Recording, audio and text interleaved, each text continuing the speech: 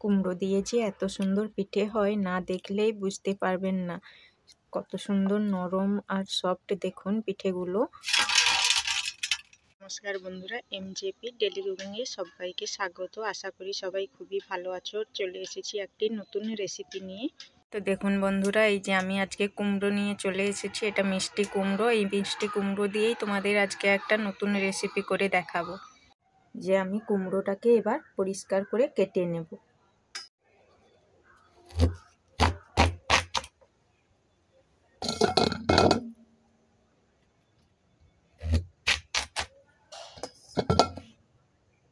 তো এই যে দেখুন বন্ধুরা, আমি কুমড়োগুলো কেটে নিয়েছি। এই যে লম্বা লম্বা করে সরু সরু ফালি করে কেটে নিয়েছি।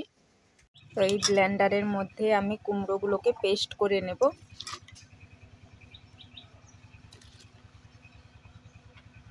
এই যে দেখুন, আমি কুমড়োটা পেস্ট করে নিয়ে চলে এসেছি। একেবারে মিহি করে পেস্ট করে নিতে হবে।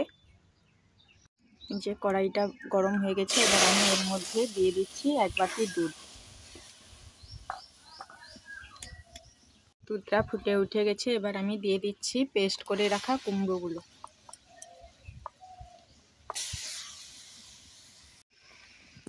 এবার এটাকে ভালোভাবে নাড়াচাড়া করে নিতে হবে।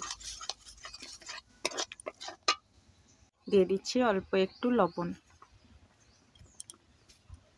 তো দেখুন বন্ধুরা, আমি জলটা একেবারে শুকিয়ে নিয়েছি। আরও জল শুকিয়ে নিতে হবে। তোমরা চাইলে এখানে কালার ফুডও ব্যবহার করতে পারো, কিন্তু আমি এখানে কোনো কালার ফুড ব্যবহার করিনি, যেহেতু কুমড়োটার কালারটা খুবই সুন্দর।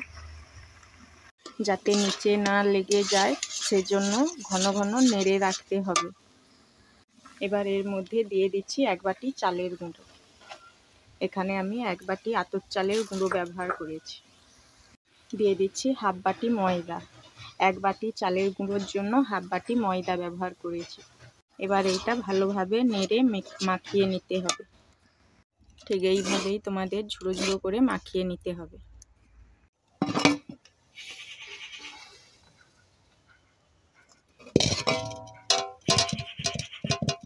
হালকা গরম অবস্থাতেই এই ডোটা তৈরি করে নিতে হবে।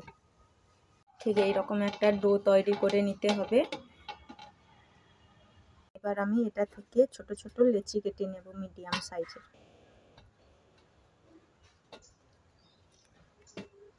এই যে দেখুন, আমি একটা ফুলের শেপ নিয়ে নিয়েছি।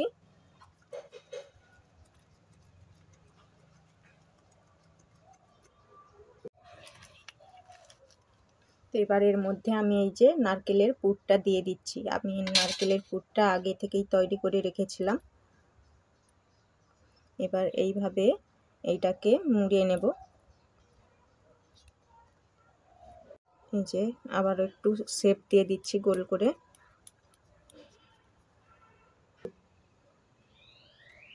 এইভাবে তোমাদেরকে শেপ দিয়ে দিতে হবে।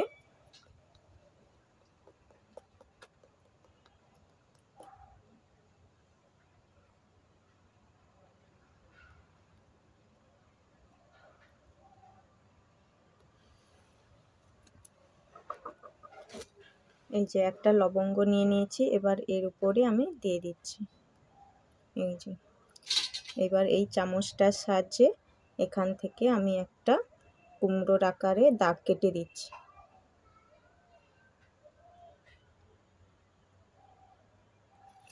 এইবার দেখুন তো কুমড়োর মতন পুরা শেপ হয়েছে কিনা।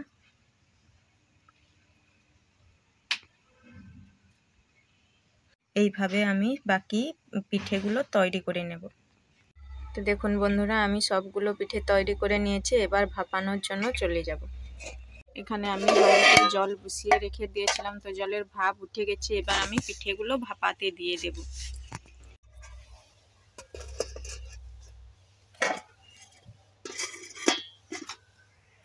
এখন বন্ধুরা, আমি আধা ঘন্টা পর ফিরে এসেছি।